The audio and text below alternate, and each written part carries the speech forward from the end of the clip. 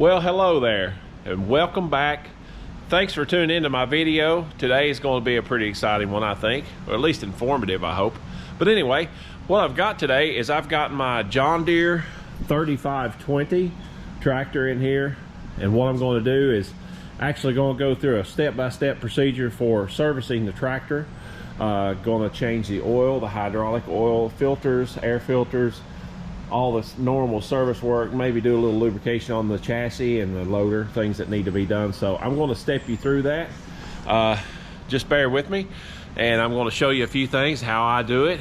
By all means, may not be the only way to do it, but it's just the way I've learned. So hopefully I can share that with you and you can get a little education from it. Okay, so we're back out here in the shop, and what I'm going to do this morning for you is I'm actually going to take the loader off the tractor, which is really simple. This is an awesome design, but anyway, I'm going to take the loader off the tractor so it's easier, one, for me to get to everything, and two, easier to film and show you where everything's located on the tractor. Okay, so sorry about that. I couldn't do it with one hand, so there you go. We got this in the upright position, which is unlocked. And we'll walk around here to the other side and we'll do the same thing. A little bit more tricky in here because you got hoses in the way, but you pull that out and pull up. There we go, one-handed. All right. So this right here is your locking system. It holds the loader on, and I'm going to take a video of me taking the loader off now.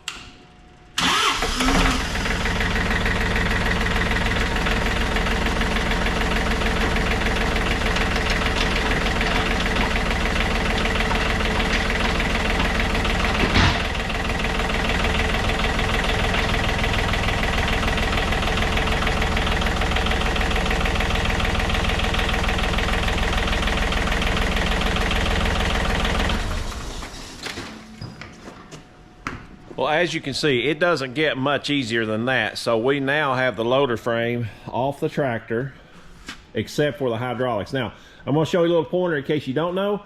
Most people with equipment know this, but these hydraulic fittings, these hoses, are still under a great deal of pressure because they're holding this front end loader up. So the best thing to do is take your lever, move it side to side, back and forth with the engine off, briefly, and what that does is it relieves the pressure on these couplers and the hoses. Okay folks, so here we are. This is everything I need to do a complete service job.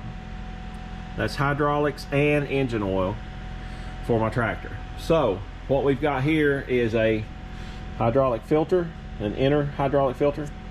This is a inline filter.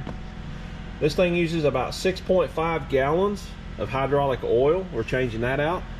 We've got an oil filter. We've got another filter here. We have an inner air filter and an outer air filter. And we even have the motor oil. Now, I know a lot of you guys are thinking, wow, he spent a fortune. And actually, it was pretty high. What you see here on the table was about 300 bucks at John Deere. Don't pass out on me. It's okay. I just wanted to show everyone what it's like to get everything at John Deere. Now, I'm not trying to blow money or anything like that. Obviously, you've got your choice to do what you want on your tractor. I just chose to do it this way this time because I have no idea, because this is a used tractor, I have no idea what fluids have been added or put in the tractor or anything, so I'm going to go back all John Deere this time. Now, as far as I'm concerned, these filters, you can get Wix Filters. Wix Filters are probably, in my opinion, some of the best on the market. And actually, I've heard the rumor, and I have no idea if it's true, but I've heard the rumor that Wix actually makes John Deere's filters for them. Have no idea if that's true or not, but I've heard that for years. So anyway, we're going to go back with all John Deere original stuff here. I know it's expensive, but that's what I want to do this time. Now in the future, we may go to like a Shell Rotella 15W40 and Wix Filters and probably save, you know, 20-30 bucks at least. And then on the hydraulic oil, I have to do a little research on that to know exactly what is comparable to John Deere High Guard oil. But anyway, I'm going to get this process going right now. The tractor's warmed up. We'll pull it inside and get started changing the fluids.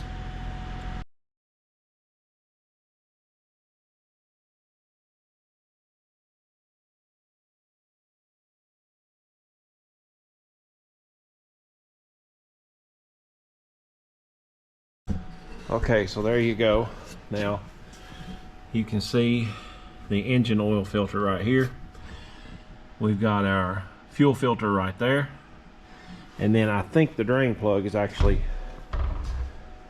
well, the drain plug's on the bottom, but anyway, right here is our inline hydraulic filter, and then we've got another filter up under the tractor that goes up kind of under the seat. You have to get it access to it from the bottom of the tractor. So I'll show you that as I go through, but there it is. Okay, so we got our nifty little oil filter wrench here, so we're going to see if this will fit this oil filter.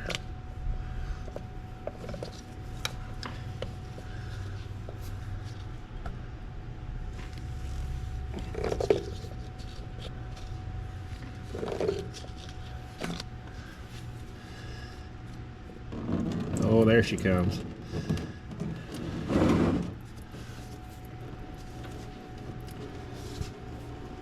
We're gonna let that drain for a minute. I know what you're thinking. Oh man, he's one of those guys. Well, actually, I am one of those guys. I hate getting oil and grease and dirt all over me because I do things and I don't want to look like, you know, I'm crazy. But anyway, yes, I do wear heavy duty gloves when I'm doing service jobs. And I know there's a lot of you guys are like, oh man, be a man about it. But whatever, you know, hey, if I'm not a man about it, sue me. Anyway, so you know how these things are. They're covered with grease and oil and dirt and everything in the world. So I'm just trying to stay a little cleaner, that's all. Anyway, we got our filter coming off here. We'll get that on off. Lay that down here and let it drain. And then we're going to get our wrenches to take our plug out, get the engine oil drained out of the tractor. Okay guys, so what I'm going to do is I'm going to show you something that's a pet peeve of mine. I hate this. I don't know why guys do this. You can see this bolt. This is the drain plug in the engine. Instead of taking the time to get the right socket or taking the time to get the right wrench, hey, let's grab a pair of pliers. Let's try to get it off with a pair of vice grips. Look at this thing. It's ridiculous. Anyway, it's almost rounded off. I really hope that we can get it off with a wrench instead of using pliers, but we're going to try it and see if we have any luck with it. So bear with me on this, but I just don't understand why people don't take the time when they're doing this to do it right. That's my pet peeve of the day. Sorry about that. Had to rant a little bit. Okay, that's not going to work.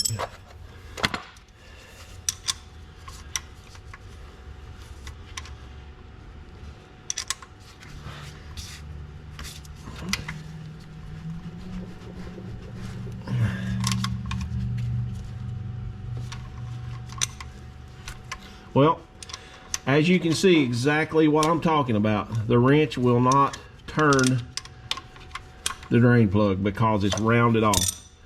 Oh, we can do better than this, guys. We can do better than this.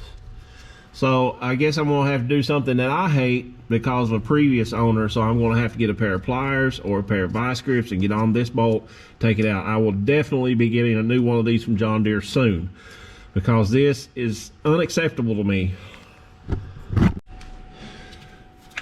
Okay, so I'm back under the tractor, and what I'm going to attempt to use is these straight jaw vice grips. I'm going to attempt to take the plug out with that because, as I was saying, someone really messed up the head on this thing.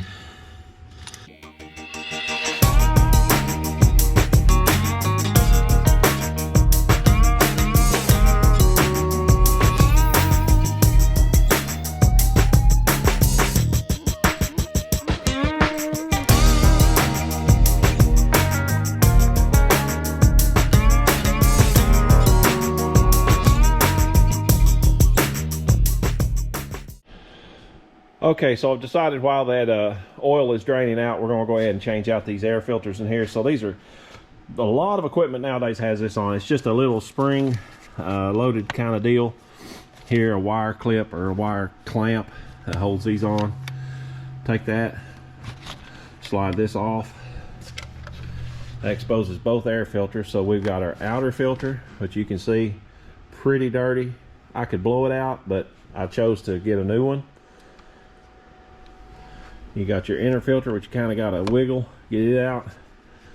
It actually looks pretty good, but since I've already got a new one, I'll replace it. I may hang on to this one because these don't get dirty as bad because, you know, obviously they have a bigger filter around the outside. So I'll probably save that one back. So as you can see, inside there, it's got the small collar in the back, and that's where your inner filter goes. Let's take that. Now these are a little difficult sometimes. You got to wiggle till you feel it seat in there all the way. You take your new filter, your outer filter, I'm sorry, and you do the same thing with it. You kind of have to push, and you can feel the inner filter push against this rubber here on the end. You can see it's kind of bulges out just a little bit. You know you've got it in place then. And then put your cap back on. You can see it says top right there. So we slide that on and fasten our clip right here. There's a little notch in the back that fits into, and I'm not hitting the notch obviously. There we go. And we'll set our other side, and that part is finished.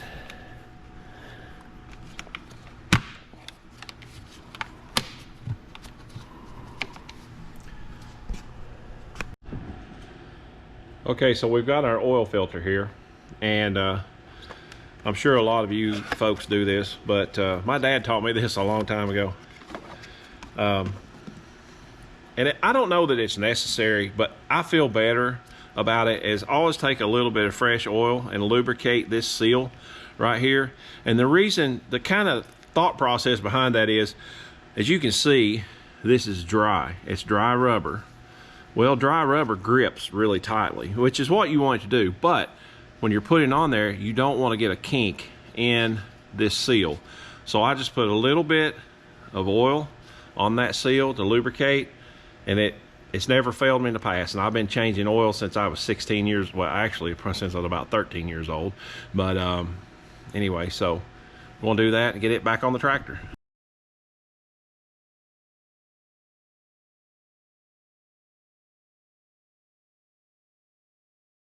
Now I'm sure you guys know this, but you don't have to put it on like you're a gorilla of some kind. I just put it on nice and hand tight, and then after I put my oil inside, I check for leaks. If it needs to be tightened, I tighten it just a little bit more, but I try to be really careful about that. You don't have to over tighten these things, you know. That O-ring in here is going to hold it in place.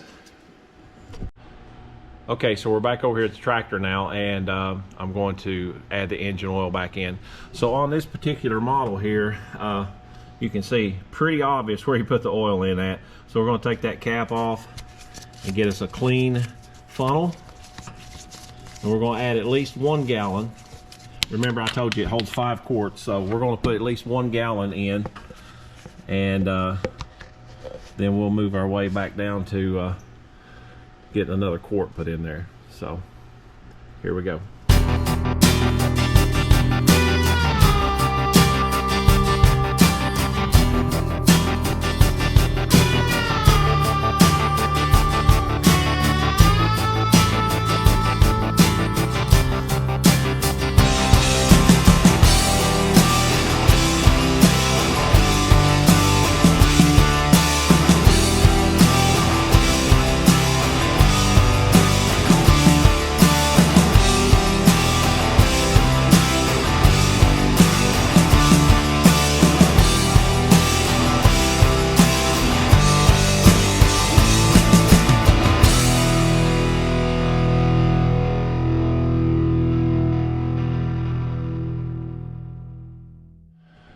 Okay, so next on our agenda is to change this fuel filter. So what John Deere recommends is actually shut your fuel off right here, which we're going to do that. And then we're going to take our filter wrench, it's a different one from earlier, and just crank that baby loose. Now keep in mind, this is completely full of diesel fuel, and keep that in mind because that's important later. So I'm going to set you guys over here and let you sit back and watch me do this. So you want to be really careful taking this off. Do not turn it up on its side because you will make an awful mess. I just kind of dropped a little and it went everywhere.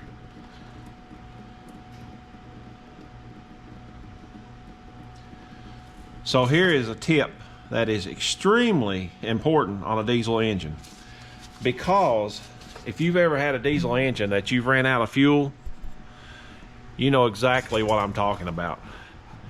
Those things are ridiculous to get started again, and I've done it, trust me. I know what I'm talking about, and they're absolutely a nightmare sometimes. Some of them are, some have transfer pumps, some don't.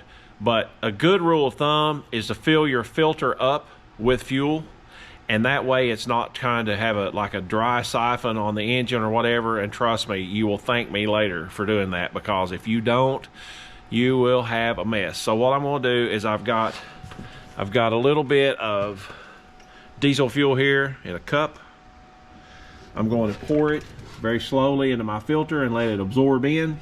And when it gets completely full, what I'm going to do is pour it, put the filter back on the engine.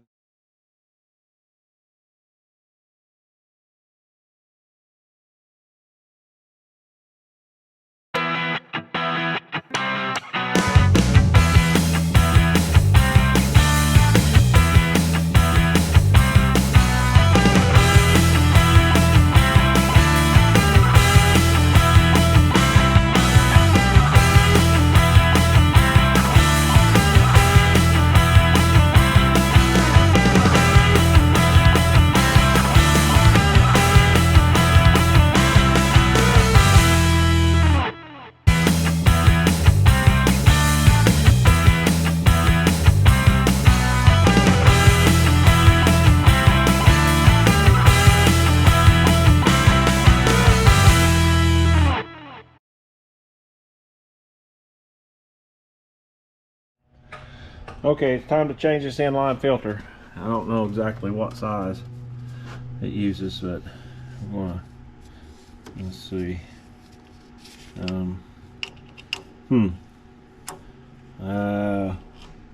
Yeah, that's not gonna work. If only I had a little bit bigger crescent wrench. Let's see here. Yeah. Hey, that might work. Cool. Okay, so I just came over here and checked in the box that had the new filter in it, the new inline filter. And I'll have to say I'm a little disappointed here, John Deere. Dang. Anyway, there are no O-rings in the new one. As you can see, I match the ends up. So what we're going to do is we're going to take the old O-rings out of these and put them over here. It's not a big deal, but seriously, could you not put them in the box? Okay, so I laughingly say this, but kind of a pro tip here. So funnels. Funnels are stupid cheap. I mean, like really cheap. You can get them at Walmart, O'Reilly, any auto parts store. You can get them at Rural King, Tractor Supply, whatever. Plastic funnels are super cheap. And the best thing about them is you can buy them cheap, and then you can modify them to fit your needs. So you can see I opened it up where it will flow quicker, and then look, it fits perfectly. Which is coincidental, but still it fits in there really nice and tight. I don't have to worry about it falling out while I'm filling, and it will go faster than the other one I had. So just, pick you up some funnels, play around with them. $2 or $3, man. I'm telling you, you can just cut the ends of them off, cut them at an angle, cut them whatever you need to do. It's really going to help you on a lot of your stuff. So I guess that's a wrap on this video. I really enjoy sharing my experiences and the things I do with you guys. I hope you enjoy it. I hope it's informative. I hope it's entertaining.